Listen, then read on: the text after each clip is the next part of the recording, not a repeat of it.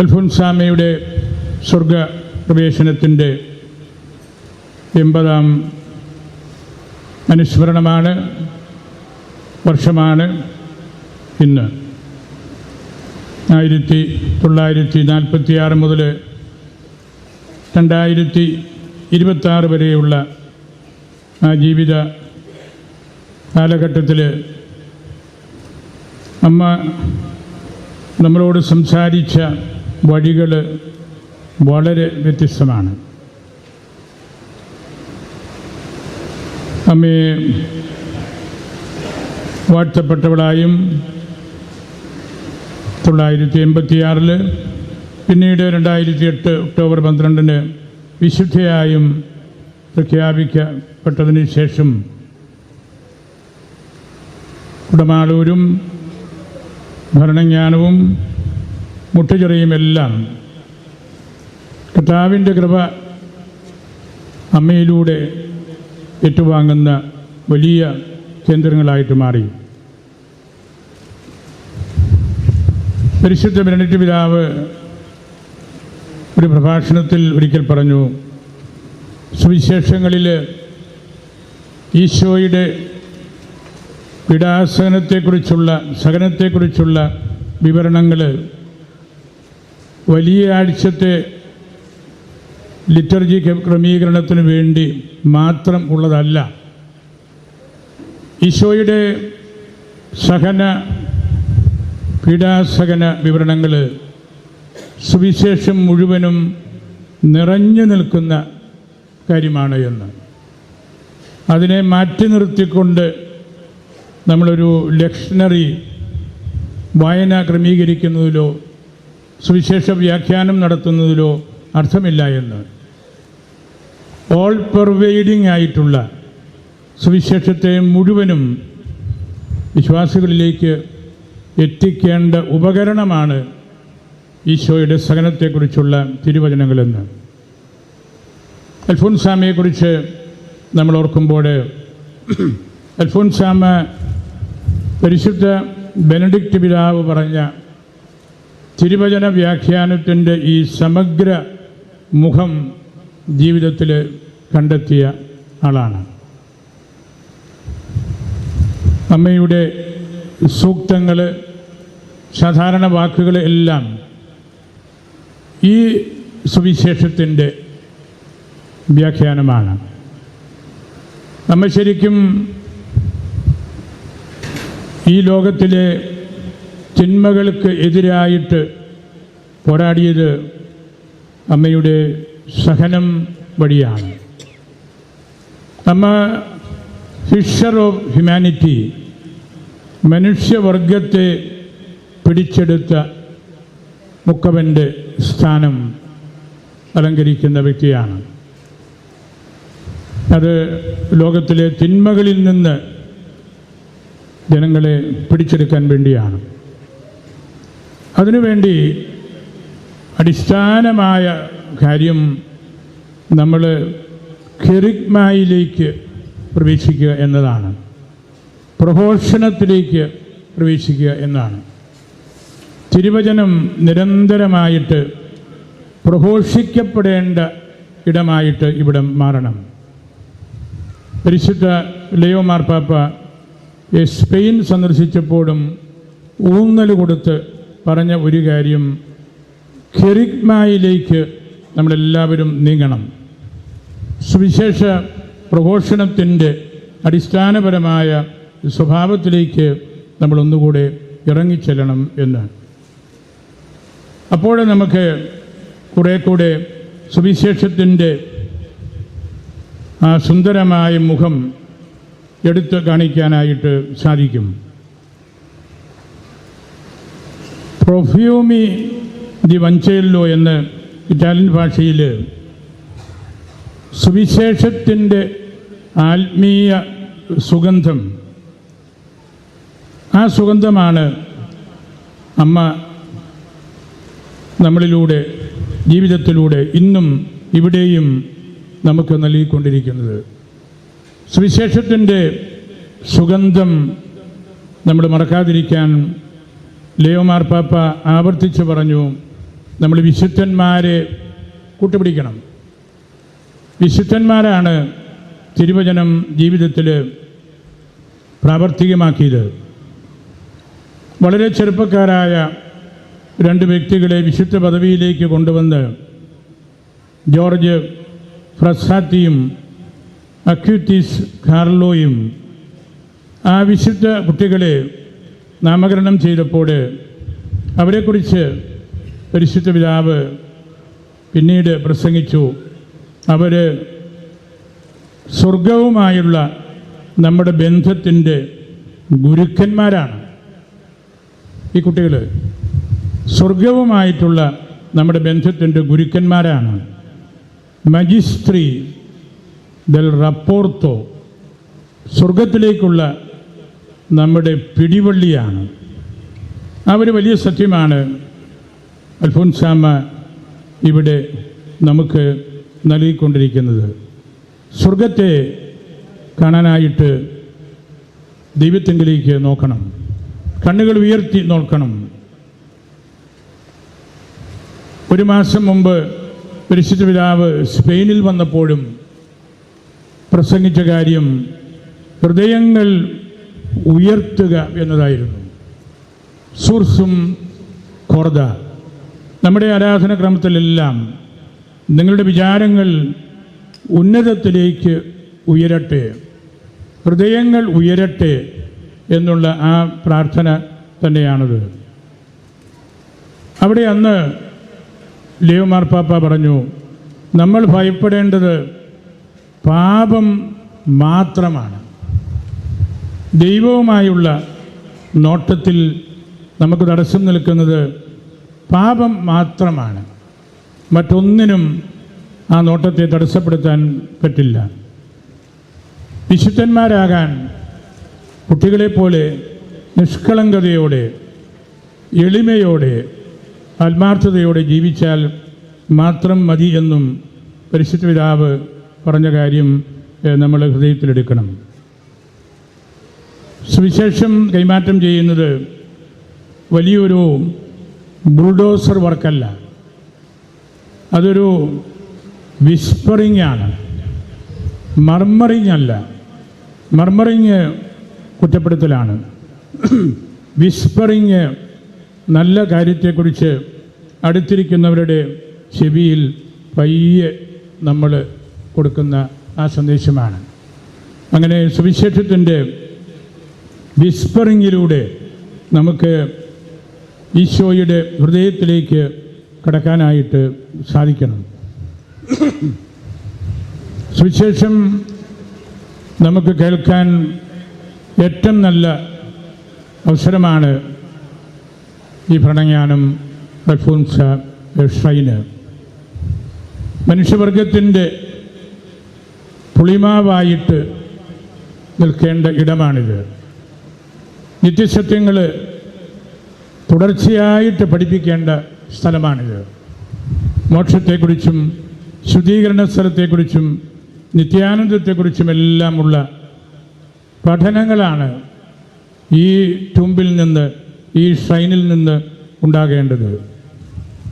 സുവിശേഷത്തിൻ്റെ തുറവിയിലേക്ക് എല്ലാവരെയും കൊണ്ടുവരണം. ലിയോ മാർപ്പാപ്പ ഫ്രാങ്കേസ എവഞ്ചേലിക്ക, വളരെ എളുപ്പത്തിൽ സുവിശേഷം എല്ലാവർക്കും കേൾക്കാൻ തക്കവിധമുള്ള ക്രമീകരണങ്ങളാണ് ലോകം മുഴുവനും നടത്തേണ്ടത് എന്ന് പറയുന്നതിൻ്റെ അർത്ഥവും അതുതന്നെയാണ്. സഭയുടെ നിധി വിശുദ്ധ കുർബാനയാണ്.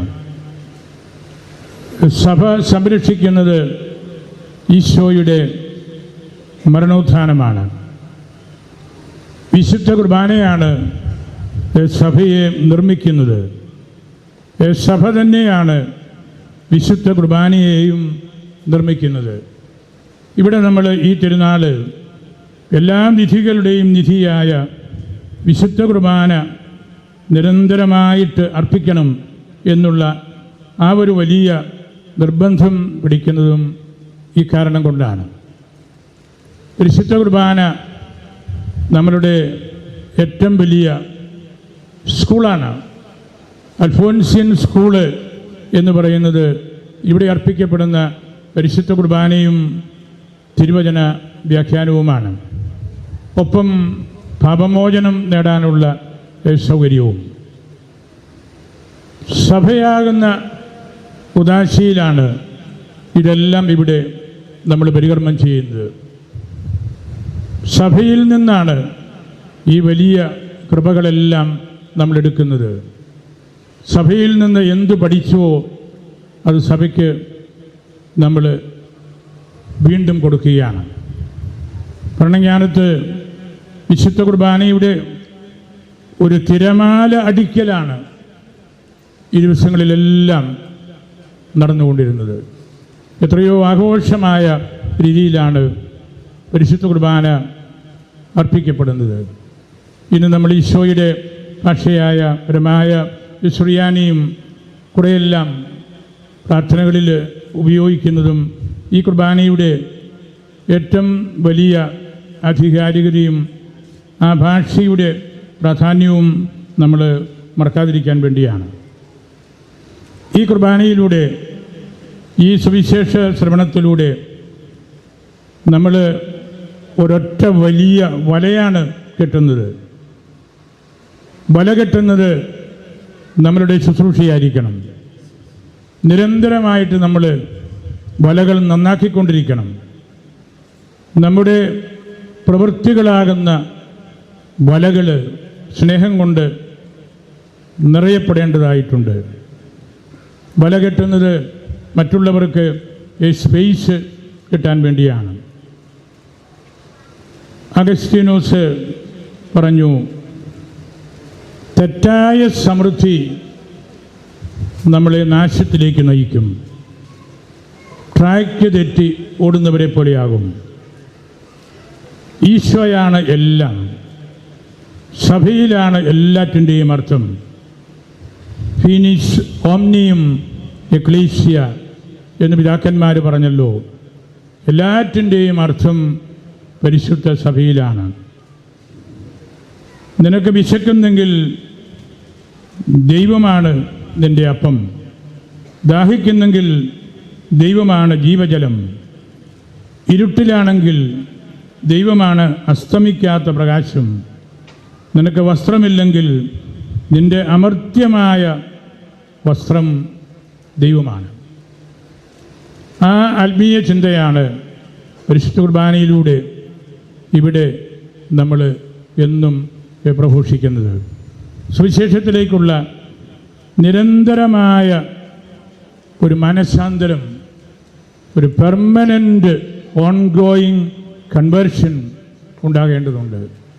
അപ്പോഴാണ് സുവിശേഷത്തിലെ ഈശോയുടെ സഹനത്തിൻ്റെ അർത്ഥം നമുക്ക് തിരിച്ചറിയാനായിട്ട് സാധിക്കുന്നത്. ഇന്ന് മരണത്തിൻ്റെ വലിയൊരു മാർക്കറ്റ് ലോകം മുഴുവനുണ്ട്. എല്ലാ മേഖലകളിലും ജനങ്ങൾ വഞ്ചിക്കപ്പെടുന്നുണ്ട്. ഉദ്ധിതൻ്റെ എനർജിയിൽ വിശ്വസിക്കാതിരിക്കാനുള്ള വലിയ പ്രേരണകൾ ഇന്ന് ലോകത്തിലുണ്ട്. പർദീസായിൽ സർപ്പമുണ്ട്, പാമ്പുണ്ട്. എല്ലാ സമൃദ്ധിയും അവിടെ ഉണ്ടായിരുന്നപ്പോഴും ഇന്ന് ആധുനിക ലോകത്തിൽ പരിശുദ്ധ പിതാവ് പറഞ്ഞല്ലോ, നിർമ്മിത ബുദ്ധിയിൽ വിഷാംശമുണ്ട്. ആ വിഷാംശം എടുത്ത് മാറ്റണമെങ്കിൽ അതിനോട് നിരന്തരമായിട്ട് സുവിശേഷം ചേർക്കപ്പെട്ടുകൊണ്ടിരിക്കണം. ഏറ്റവും മാരകമായ ദാരിദ്ര്യം ദൈവത്തെ അറിയാതിരിക്കലാണ്. ദൈവമാർപ്പാപ്പയുടെ വാക്കുകളാണ്. ഏറ്റവും മാരകമായ ദാരിദ്ര്യം ദൈവത്തെ അറിയാതിരിക്കലാണ്, സുവിശേഷം കേൾക്കാതിരിക്കുന്നതാണ്, ഞങ്ങളെ ആരും വിളിച്ചില്ല എന്ന് പറഞ്ഞുകൊണ്ടിരിക്കലാണ്. ദൈവം അതുവഴി അൺപോപ്പുലറാകുകയാണ്. ഡോഗ്മാകൾ വിസ്മരിക്കപ്പെടുകയാണ്. നിത്യജീവിതത്തെക്കുറിച്ച് ആരും ഒന്നും മിണ്ടുന്നില്ല. സാമ്പത്തിക സമൃദ്ധിയുടെ അടിമകളായിട്ട് പലരും മാറുകയാണ്. ഡിജിറ്റൽ മേഖലയിലെ പൈശാചികത തിരിച്ചറിയാനായിട്ട് പലർക്കും സാധിക്കുന്നില്ല. അങ്ങനെ നമ്മൾ ജീവിക്കുമ്പോൾ ദൈവത്താൽ നിറയപ്പെട്ട ഒരു ഹൃദയത്തിൻ്റെ ശാലീനതയാണ് ഇവിടെ നമ്മൾ അന്വേഷിക്കുന്നത്. അനീതിയെ പരാജയപ്പെടുത്തുന്ന പങ്കുവെക്കലിലൂടെ സഭ ദാരിദ്ര്യം അവസാനിപ്പിക്കണം. നിങ്ങൾ തന്നെ അവർക്ക് ഭക്ഷണം കൊടുക്കുക എന്ന് ഈശോ പറഞ്ഞല്ലോ. നമ്മളാണ് വിശക്കുന്നവർക്ക് ഭക്ഷണം കൊടുക്കേണ്ടത്. നിലത്ത് വീണ് അഴിയുമ്പോൾ മാത്രമാണ് ഈ ഭക്ഷണം കൊടുക്കലിൽ നമ്മൾ പങ്കുകാരാകുന്നത്. നിലത്ത് വീണ് അഴിയാത്ത വിത്ത് അതുപോലെ ഇരിക്കുകയാണ്. ആർക്കും ഒരു ഗുണവും കിട്ടുന്നില്ല. അഴിഞ്ഞാൽ അത് മണ്ണിനോട് ചേർന്ന് പുത്തൻ വിളവ് നൽകുകയാണ്. ഈശോ തന്നെക്കുറിച്ചാണത് പറഞ്ഞത്. നിലത്ത് വീണ് അഴിയുന്നില്ലെങ്കിൽ തനിയെ ഇരിക്കും. ഈശോ നിലത്ത് വീണ് അഴിഞ്ഞവനാണ്, സഹനം ഏറ്റുവാങ്ങിയവനാണ്. ആ അഴിയലിലാണ് ഈശോയുടെ ഒരു ധൂർത്തടിക്കൽ, ഈശോയ്ക്കുണ്ടായിരുന്നതെല്ലാം നമുക്ക് വേണ്ടി തന്നത്. പണ്ഡിതനായ ബോബ് ഡിലോൺ ഒരു പുസ്തകത്തിൽ ഈ അടുത്ത നാളിൽ എഴുതി, pain brings out the best in the people. വേദനകളും സഹനങ്ങളുമാണ് ഒരു വ്യക്തിക്കുള്ളിലെ ഏറ്റവും നല്ല കാര്യങ്ങൾ പുറത്തേക്ക് കൊണ്ടുവരുന്നത്. Pain brings out the best in the people. Alphonsamma അതാണ്. സഹനം വഴി നിലത്ത് വീണ് അഴിഞ്ഞ ആ വ്യക്തി നമുക്ക് മനുഷ്യനിലുള്ള ബെസ്റ്റായിട്ടുള്ള കാര്യം എന്താണെന്ന് നമ്മെ പഠിപ്പിച്ചു. അതാണ് സഹനത്തിൻ്റെ പ്രാധാന്യം. നമ്മൾ കണ്ണുകൾ ഉയർത്തി ദൈവത്തിങ്കിലേക്ക് നോക്കിയാൽ മാത്രം മതി. അതിന് നമ്മൾ നിരന്തരമായിട്ട് പ്രഘോഷണം നടത്തണം. ദൈവവചനത്തെക്കുറിച്ച് പറയണം. വിതയും കൊയ്ത്തും ഒന്നിച്ച് നടക്കേണ്ടതാണ്. ഈ ശിഷ്യന്മാരോട് ആ കാര്യം പറഞ്ഞപ്പോൾ അവർ പറഞ്ഞല്ലോ, 4 മാസം കഴിയുമ്പോൾ വിളവെടുക്കാറാകും. കർത്താവ് പറഞ്ഞു, അത് നിങ്ങളുടെ കണക്കുകൂട്ടലാണ്. നിങ്ങളിപ്പോൾ കണ്ണുകൾ ഉയർത്തി നോക്കുക. വിളഞ്ഞു കിടക്കുന്ന ഭൂമി നിങ്ങൾക്ക് കാണാം. എന്താണ് അതിൻ്റെ അർത്ഥം? ദൈവവചനം കേൾക്കാനായിട്ട് ധാരാളം ആളുകൾ കാതോർത്ത് നിൽക്കുന്നുണ്ട്. ഇപ്പോൾ ഇവിടെ ഈ നിമിഷം അതാണ് കർത്താവ് പറഞ്ഞത്.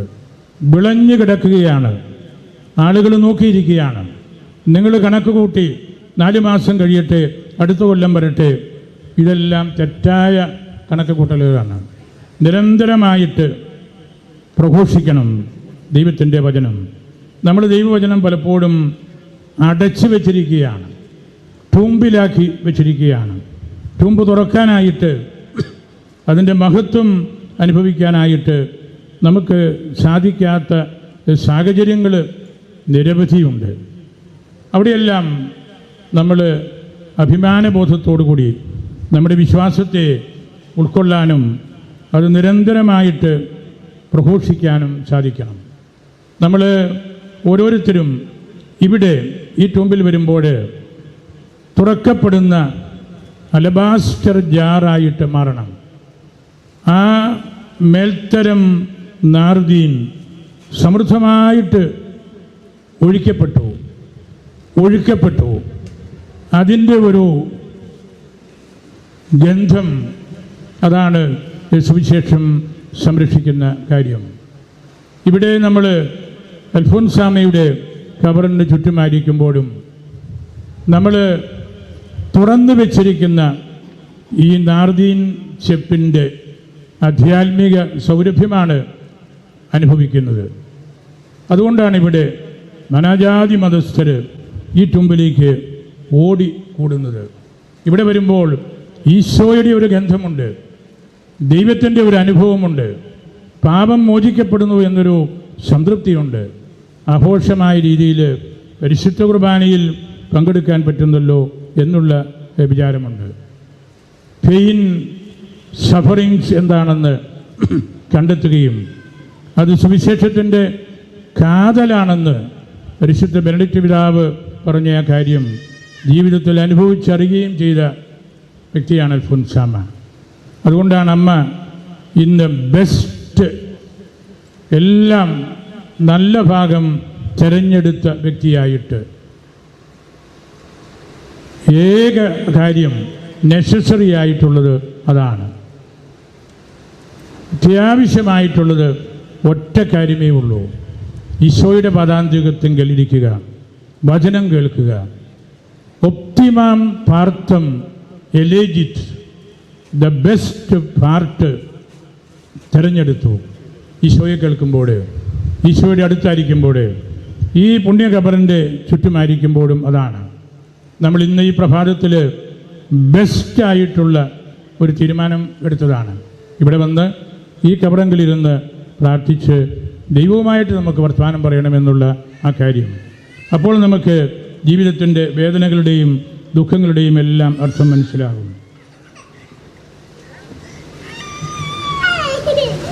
ഒന്ന് രണ്ട് കുഞ്ഞു കാര്യങ്ങളോട് പറഞ്ഞ് ഞാൻ അവസാനിപ്പിക്കുകയാണ്. അൽഫോൻസാമ്മയുടെ ചുറ്റും സുവിശേഷത്തിൻ്റെ കാതലായ ഈശോയുടെ സഹനത്തെക്കുറിച്ചും അത് ജീവിതത്തിൽ ഒപ്പിയെടുത്ത അമ്മയെക്കുറിച്ചും നമ്മൾ ഓർക്കുമ്പോൾ നമ്മൾ നിരന്തരമായിട്ട് ഈ ദേശവുമായിട്ട് ബന്ധപ്പെടേണ്ടതുണ്ട്.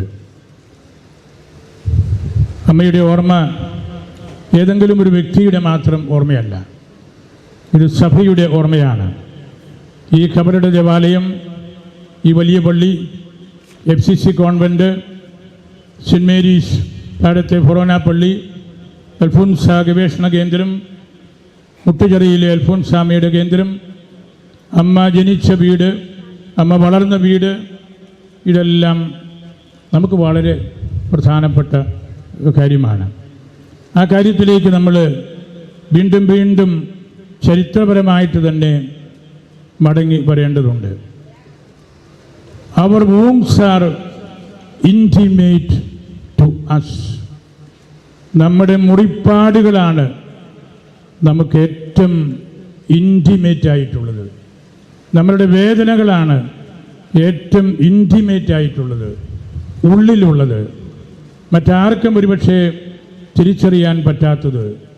ആ ഇൻറ്റിമേറ്റ് ആയിട്ടുള്ള വൂൺസ്, അതിൻ്റെ അർത്ഥമാണ് അമ്മ നമ്മെ പഠിപ്പിക്കുന്നത്. എത്രയോ വേദനകളുമായിട്ടാണ് ഓരോ വ്യക്തിയും ഇന്ന് നമ്മുടെ സഭയും കടന്നു പോകുന്നത്. വളരെയേറെ സഹിക്കുന്ന ഒരു സഭയായിട്ട് നമ്മൾ ഇപ്പോൾ നിൽക്കുകയാണ്. അമ്മയോട് നമ്മൾ പ്രാർത്ഥിക്കണം.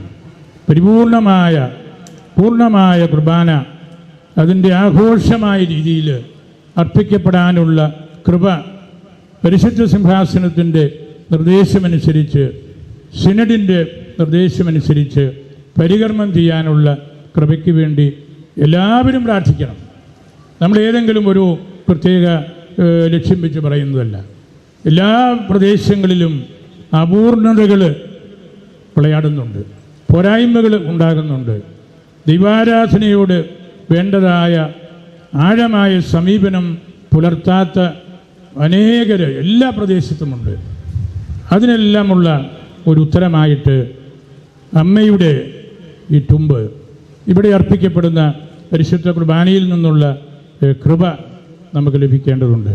പാശ്ചാത്യ ലോകത്തൊക്കെ വലിയ മൂവ്മെൻറ്റ്സ് ആ തരത്തിൽ ആദ്യമായിട്ട് ഉണ്ടായത് 16-ാം നൂറ്റാണ്ടിൽ ഫിലിപ്പിനേരിയുടെ ഓറട്ടറി എന്നൊരു പാരമ്പര്യമാണ്. ആ ഓറട്ടറി ജനങ്ങളെ കൂട്ടാൻ, യുവാക്കന്മാരെ സംഘടിപ്പിക്കാൻ, വിശ്വാസം പ്രഘോഷിക്കാൻ, സോഷ്യൽ ഗ്രേസിനോട് ബന്ധപ്പെട്ട കാര്യങ്ങൾ കുട്ടികളെ ചേർത്ത് നിർത്താനൊക്കെയുള്ള സംവിധാനമാണ്.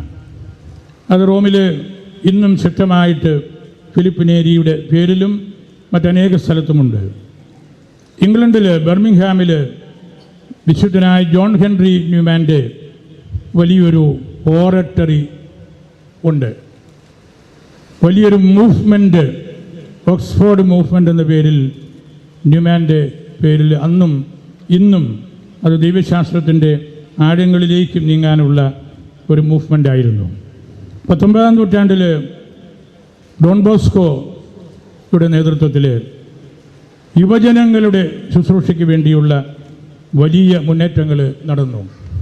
അതെല്ലാം സഭയുടെ ചരിത്രത്തിൽ, പ്രത്യേകിച്ചും പാശ്ചാത്യ സഭയുടെ ഉത്തരവാദിത്വത്തിൽ നമ്മൾ കാണുന്ന, നമ്മളും അതിൽ ഒരു പരിധിവരെയൊക്കെ പല വേദികളിലും പങ്കുകൊണ്ടു നിൽക്കുന്നവരുമാണ്. നമുക്കങ്ങനെയുള്ള ചില കോൺസെൻട്രേഷൻ ഇവിടെയും ഉണ്ടാകണം.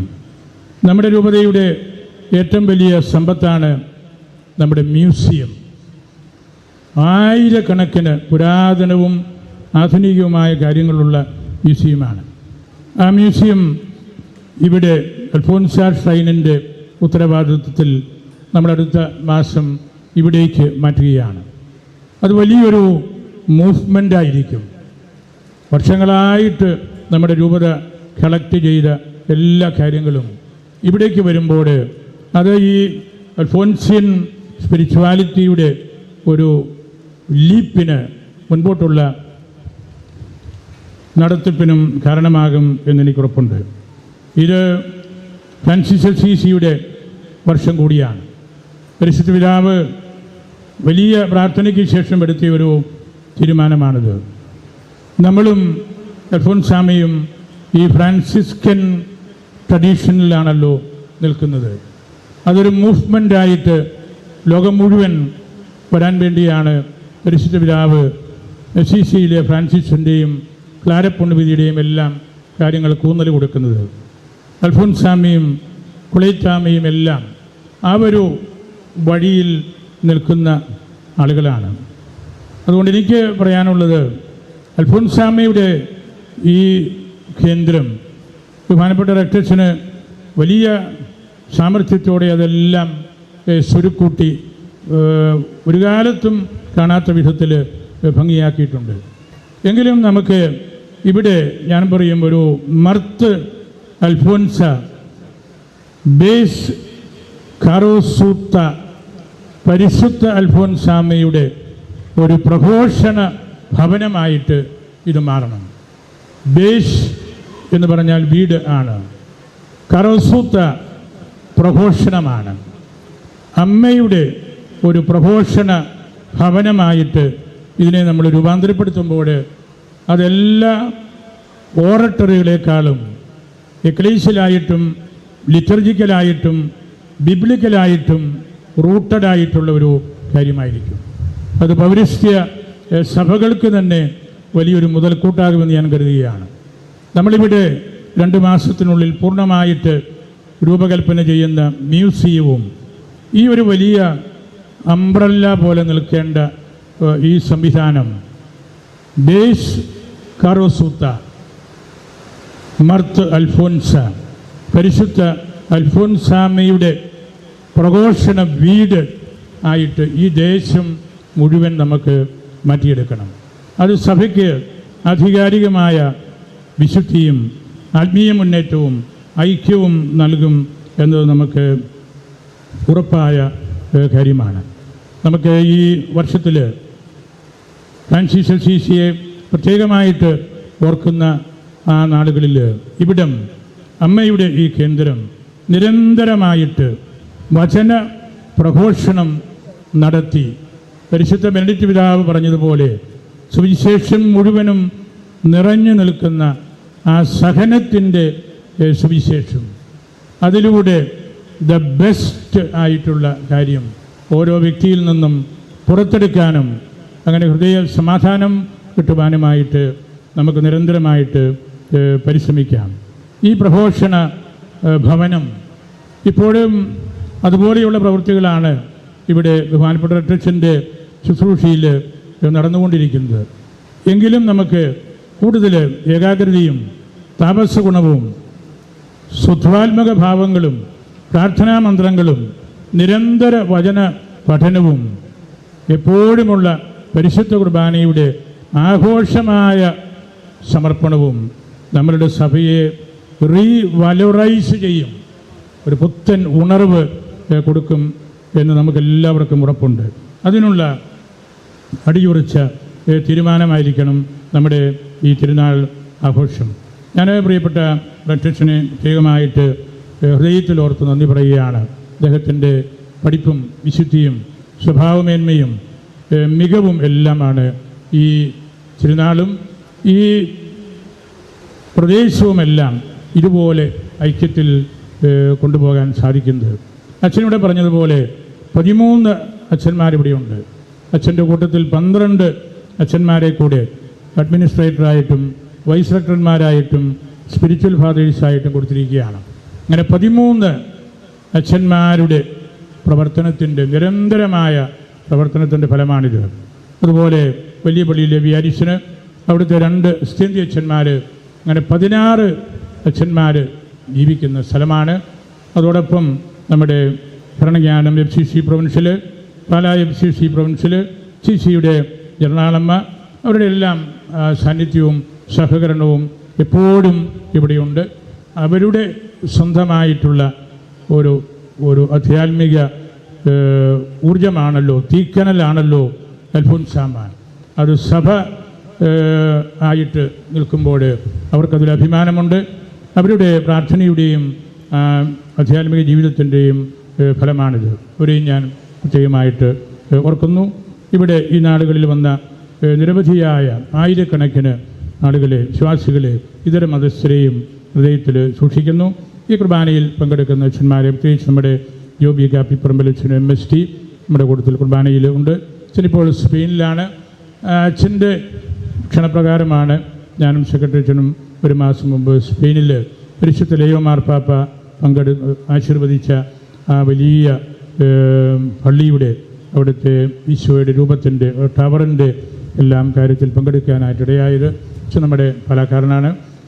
സ്നേഹം അച്ഛൻ ആ പള്ളിയുടെ അസ്ഥിയന്തിയും അവിടുത്തെ വലിയൊരു കാര്യസ്ഥനമാണ്. അച്ഛന് സ്പാനിഷ്, കത്തലാന ഭാഷകളെല്ലാം നന്നായിട്ടറിയാം. ആ വലിയ 10 ലക്ഷം ആളുകൾ പങ്കെടുത്ത പ്രോഗ്രാമാണിത്.